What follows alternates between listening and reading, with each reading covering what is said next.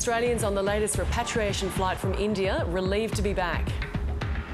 I will be very, very excited to get back home and start my normal life.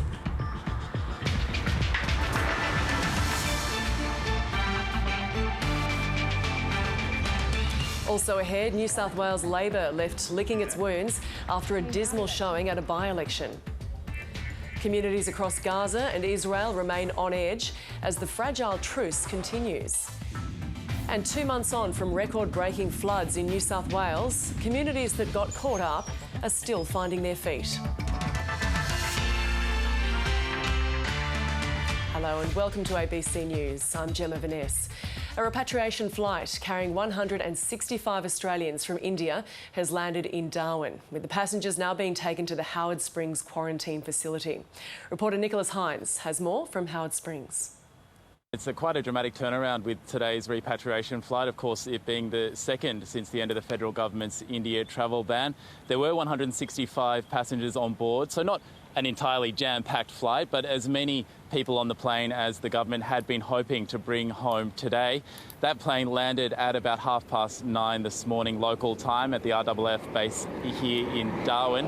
Those passengers are still being screened and processed there at the airport. They'll be then loaded up onto buses and brought out here to Howard Springs. So it is, a big improvement on last week's efforts where that plane did arrive half empty after more than 70 people were bumped at the last minute after either testing positive or being deemed a close contact. We have seen since then Qantas change the company it uses for testing of those people in India before they board the flights, and hopefully this is a sign of more full flights to come.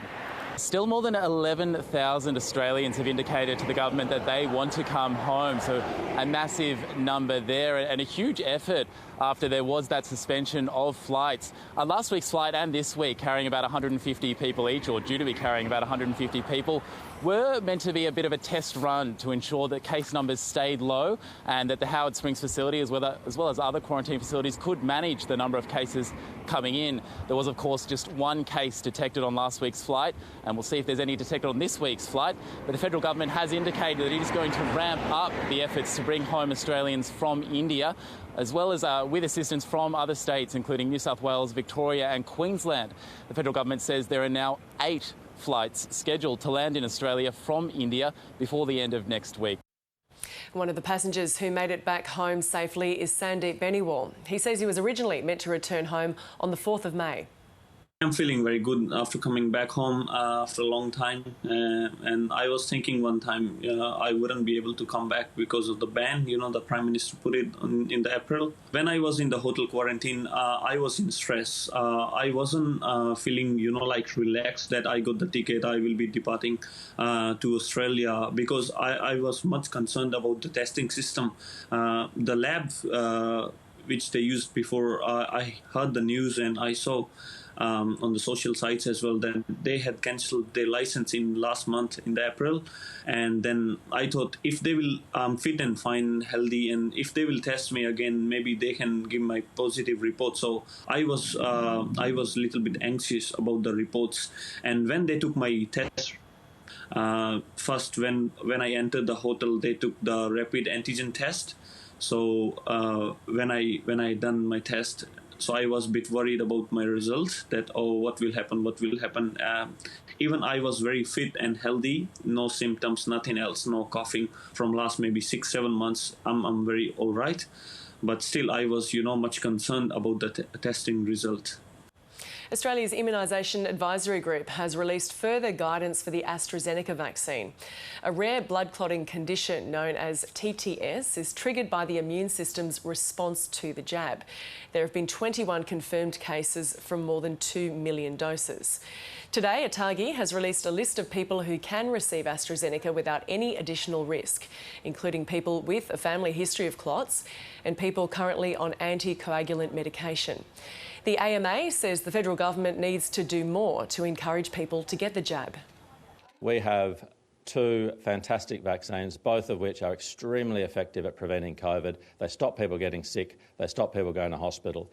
There isn't a good vaccine and a bad vaccine. They are both excellent vaccines, and we are in such a privileged position to have access to them.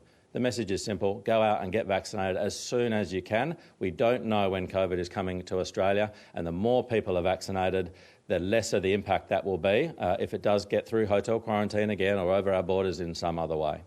We are a little frustrated with the lack of public advertising that's come out about this incredibly important program, and have certainly already called on government to spend some more money and put out a really positive message into the community. That's on TV, on radio, on social media, using all of those channels to make sure that we connect with Australians and underline the safety and the efficacy of this vaccine program.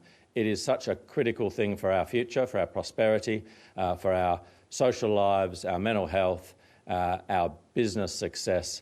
For us to still have a national airline, if we don't get out of this pandemic somehow, we are going to suffer in all sorts of ways, and this vaccine program provides us a pathway out of COVID. The first study of its kind suggests that the main coronavirus vaccines provide protection against the Indian variant of the disease. Research from Public Health England indicates that a second dose is needed, however, to provide a much stronger level of protection. A little bit more there, fella, if you will. In places like Rochdale, in Greater Manchester, vaccinations are now being offered to younger age groups. All those over 18 could get a jab today with no appointment needed. Quite eager to come and get it done, because once the first one's out the way, it's out the way, and it's easier to just get it done while it's offered to go get it done than waiting for an appointment to be scheduled. I think it is very important just to keep yourself safe, but also helping other people stay safe as well. So I think it's really important, for everyone to do it. Scientists think the so-called Indian variant of the virus can spread more quickly. So areas like this, where cases are growing, are being offered extra surge vaccinations. And the first real-world data shows how important that could be. An early study has found one dose of either the Pfizer or AstraZeneca jab was 33% effective at stopping infection from the Indian variant. It worked better against the older Kent strain.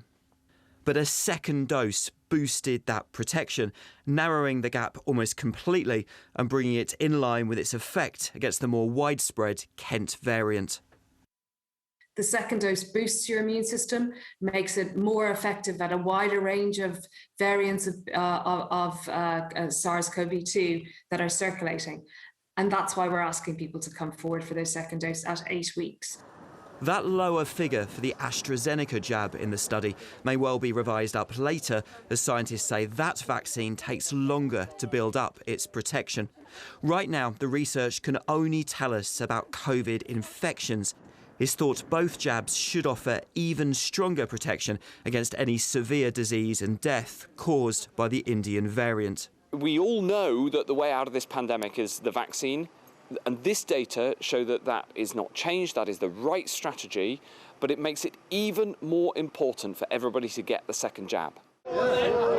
Overall then, this study makes for reassuring reading. It's the strongest evidence yet that vaccines can beat new variants of the virus, but it suggests that second dose could be key as society heads back towards normality. Labor's candidate in the New South Wales Upper Hunter by-election has conceded victory to the Nationals Party. In a statement, Jeff Drayton said he'd phoned the Nationals candidate to congratulate him. Reporter Jake Lapham has more from Muswellbrook. Jodie McKay actually has just spoken in Sydney, and she delivered quite the mea culpa. I'm just going to read you one of her most pointed quotes about this election. She says, "Our result is a terrible result." And if you look at the polls, it does indicate that that is the case. Labor's primary vote at the last election was 28%. It's plummeted down to 22% at the moment, with about 70% of votes counted. So not a good result from Labor. Her tone was really different to what I saw last night. I was at the Labor election party last night. It was given pretty much a hero's welcome by the party faithful there. But over the last few hours, the results have come in a little bit of a positive from the count around Muswellbrook, which is coal country, and you'd expect Labor to do well there. But this is a really devastating result for Labor in an election that they really could have won. Ms McKay said that they bled votes to the independents and indeed One Nation, and that in part explains it. She put a positive spin on the result, saying they held the government to account throughout the campaign. Labor would announce something and the government would second that announcement. Now, when it comes to Jodie McKay's leadership, whilst taking responsibility for the loss, she insists it is not a matter of leadership and she is digging in. Let's have a listen. Look, I will say to you, as I said, that we have some way to go to work out what we do here. There's no challenge against me. I'm the leader, and we'll work through what we need to do. I'm devastated by the result. I'm really disappointed. I think many people within our party are just shell-shocked at this because, even though it was an impossible task for us, we didn't expect that our vote would go to independence. It's a good result for the Nationals. They will breathe a sigh of relief, especially given a loss here would have pushed the Berejiklian government further into minority. In saying that, as Jodie McKay pointed out in her press conference, their primary vote has slipped from 34% at the last election down to about 31% at the moment. So it's not all rosy for the Nationals, but they did do just enough. They fought an on-the-ground campaign on local issues, for example, power lines going through landholders' property. They arranged meetings between ministers and landholders. They announced some of the big ticket infrastructure items like bypasses around towns and hospitals, and it seems as though John Barilaro's intense campaigning in this seat did get them over the line. There was a thought that they may have experienced a bit of a backlash in the wake of the resignation of Michael Johnson, which did trigger this by-election. Let's take a listen to John Barilaro this morning addressing that. We did our bit. The Nats have kept us where we have to be. The Nats have kept the seat of the upper hunter. I said at the start of this, the decision that I made in relation to dealing with Michael wasn't about minority government or not. It was actually about setting a standard that we needed back in Parliament. And today we've been returned. The public have trusted us. They've accepted that it wasn't the party nor the government, and it's not about minority government anymore. Look, we've got to govern. And we've got a plan going forward, and with the crossbench support, we'll always rely on them, and nothing changes today. John Barilaro there speaking earlier this morning. Now, with the primary vote of the two major parties, Labor and the Nats, slipping, I think the story of this election, in a way, is the performance of the independents. They may not have got the majority of the vote or even anywhere near the major parties, but they did present a vision for the future of the upper hunter that was considerably different, and I think that does show an appetite for change in the upper hunter going forward. As the tense ceasefire between Israel and Hamas holds, communities remain on edge. Mixed Arab-Israeli towns experienced a wave of unprecedented violence during the conflict, with riots and mobs attacking one another. And with some towns remaining under a state of emergency order, rebuilding trust in communities could take years. Correspondent Nick Dole reports from Jerusalem. Mohammed is one of the innocent victims of this conflict, but he wasn't injured in an airstrike like so many others. There was a sudden explosion. A Molotov cocktail was thrown into the house from outside. Mohammed, my son, was hit. He was confused and didn't know where to run. The fire engulfed him. Sabri and his son were playing at their house in Jaffa, a Palestinian-Israeli neighbourhood of Tel Aviv, when it happened. Now Mohammed's in a critical condition. His father says they will never return to their home. This is heartbreaking. We never expected this, not from Jews nor from Arabs. It was dubbed the third front of this conflict, violent scenes playing out on the streets across Israel. Neighbours turned rivals in communities like Lod, where for so long Jews and Palestinians have lived in relative peace. Yigal Yehoshua was driving home from the synagogue when he was attacked by a group of Palestinian Israelis. He said, "They all know me in Lod." He hoped that everyone would recognise him and no one would harm him. He was struck in the head with a brick and died nearly a week later. While the ceasefire with Hamas might have stopped the missiles and rockets flying in each direction, the violence that's been seen on the streets here has shocked many people in Israel. And while it has quietened down, no such truce has been declared. Sohail Wahidi's tyre shop was torched by a mob during the riots, but it quickly spread next door, engulfing his Jewish neighbour's shop too. It's like a test for us of how friendship is holding, if the friendship is holding after the burn. They say the perpetrators of the violence are outsiders. They're now raising money to rebuild their shops together, steadfast in their belief that mixed communities can live peacefully side by side. Nick Dole, ABC News, Jerusalem. Thousands of people have fled the Congolese city of Goma into neighbouring Rwanda to escape a volcanic eruption. A fissure has opened on Mount Nyiragongo, with lava reaching the outskirts of the city of 2 million people. A previous eruption nearly 2 decades ago killed around 250 people and destroyed 120,000 homes.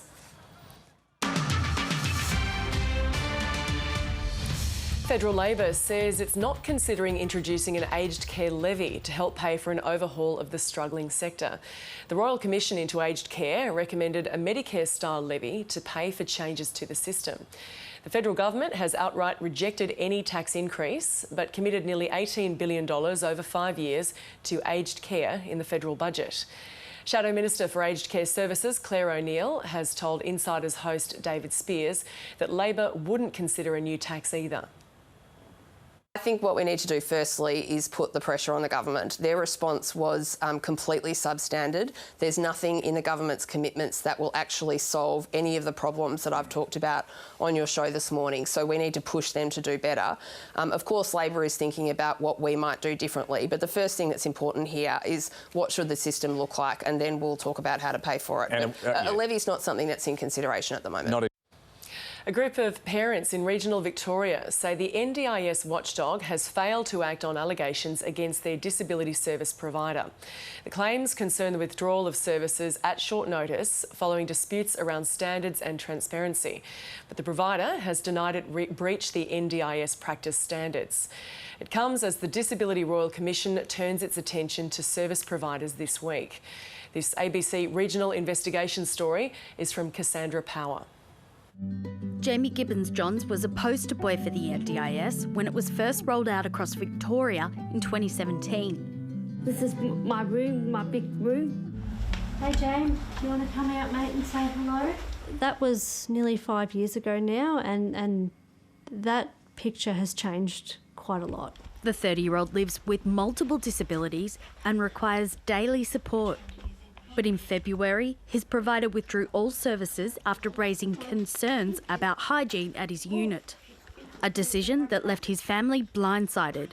He's not the only person who lives with a disability who has some behavioural concerns, who has some continence issues and needs support in all those areas. We felt like Jamie was being blamed for having disabilities.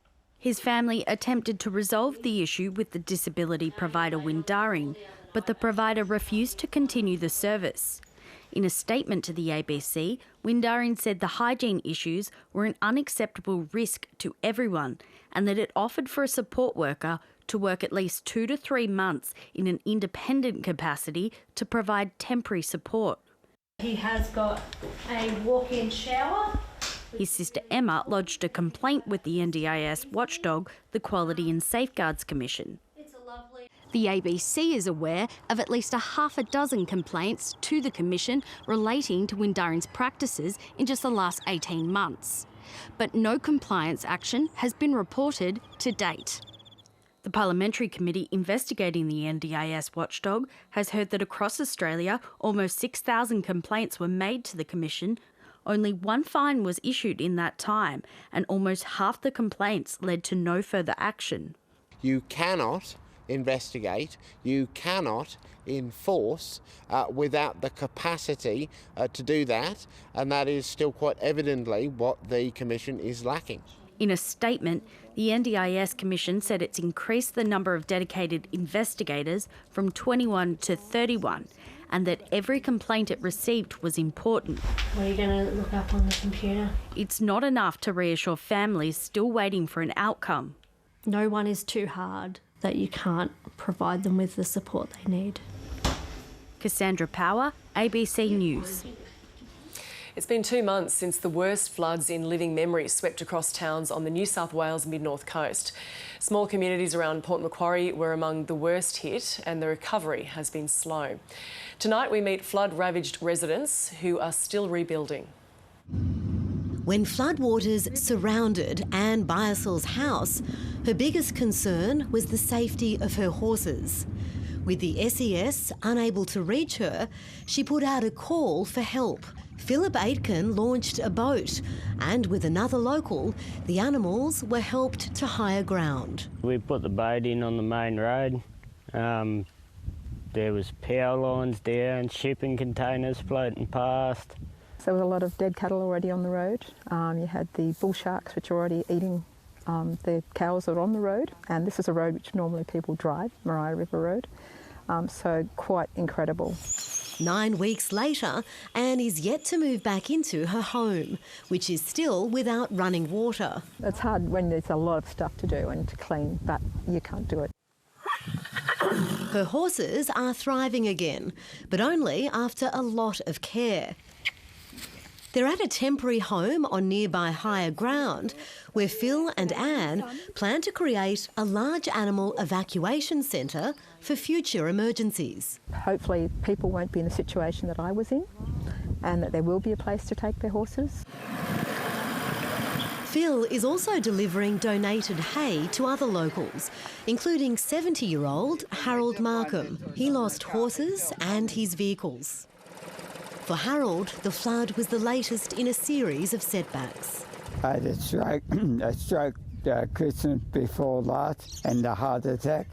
So this is on top of it. That doesn't help. That's why I talk so funny. Further down the road, Port Macquarie's North Shore community is also still recovering. Residents were isolated for days during the floods with no way of crossing the Hastings River.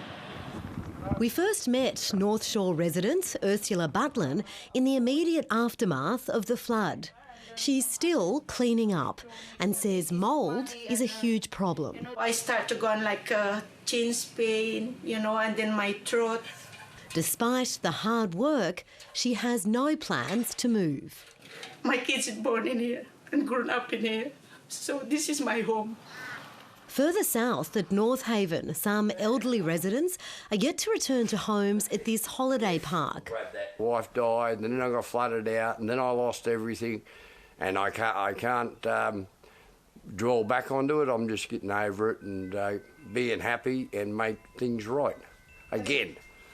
It's a long road, but people are helping each other to move forward. Emma Siossian, ABC News, Port Macquarie.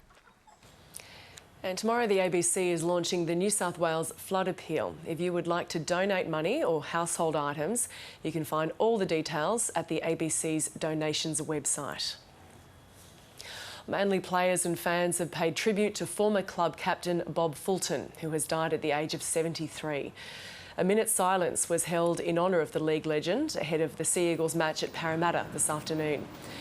Bob Fulton won 3 premierships with the club in the 1970s as a player and 2 titles as a coach in 1987 and 1996. The former Kangaroo also played 35 tests for Australia and was head coach during the 1990s.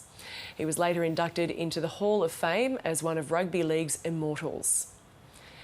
An entertainer and actress Lorraine Desmond, who starred in A Country Practice, has died. She was the first woman to win a gold Logie for her variety show, The Lorraine Desmond Show, in 1962. And if my song can start you smiling, I'm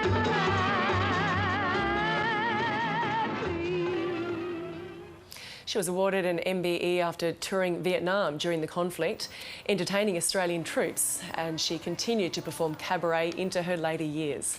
But she was perhaps best known for playing Shirley, or Shirl, in the long-running TV series A Country Practice, appearing in more than 800 episodes during the 1980s and 90s. Lorraine Desmond was 91.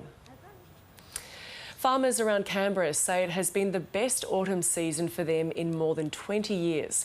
It comes after a prolonged drought where many farmers were forced to destock. But consistent rainfall has aided a long recovery. A paddock full of stock. A welcome sight for farmer Tony Griffin. Come on, that's the way, yes. Come on, come on. Come on, you girls, come on. During the drought, his land was empty because he was forced to destock. The landscape was remarkably dry and depressing. So tell me what this looked like just 2 years ago. Well, the dam was almost empty. In fact, you could walk out across to that little island that was so low. There was no grass, the paddocks were bare, it was pretty grim. It was one of the worst seasons Tony had ever seen, but it's been followed by one of the best. Not that we've had lots and lots of rain, but we've had rain come at strategic times, so that when we start to dry out and the grass might be stopping growing, we get more rain. South of Canberra, near Tharwa, Andrew Geekie's farm is finally looking lush. 2 years ago was very ordinary. We were in the end of what turned out to be the drought. Stock numbers were down, so it's opportunities in the last 12 months to really keep our numbers and start building our numbers back up. Now it's about taking advantage of one of his best ever seasons. There is an old saying, you'll lose more stock in a good year than you will in a bad, just what the stock require. As far as the rapid growth of the grasses go and what the uptake within the grass, minerals, magnesium for example. Farmers are facing different challenges after the drought, but they're very welcome ones. Isaac Naruzi, ABC News.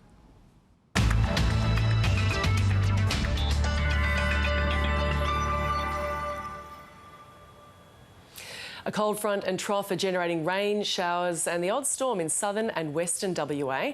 Onshore winds are bringing light showers to eastern parts of New South Wales and Queensland's east coast. A high is keeping elsewhere dry and mostly clear. Taking a look around the country for tomorrow. In Queensland, mostly sunny, cool to mild in the south. The showers easing and warm in the northeast. Showers clearing in the northeast of New South Wales and the ACT. Expect some fog and then a sunny day in the southeast and cool to mild in the west.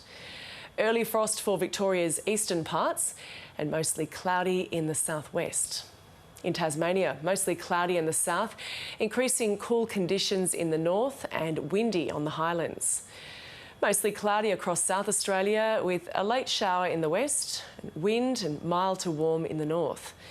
The showers increasing with storms and cool to cold in WA south, mostly sunny and hot in the north.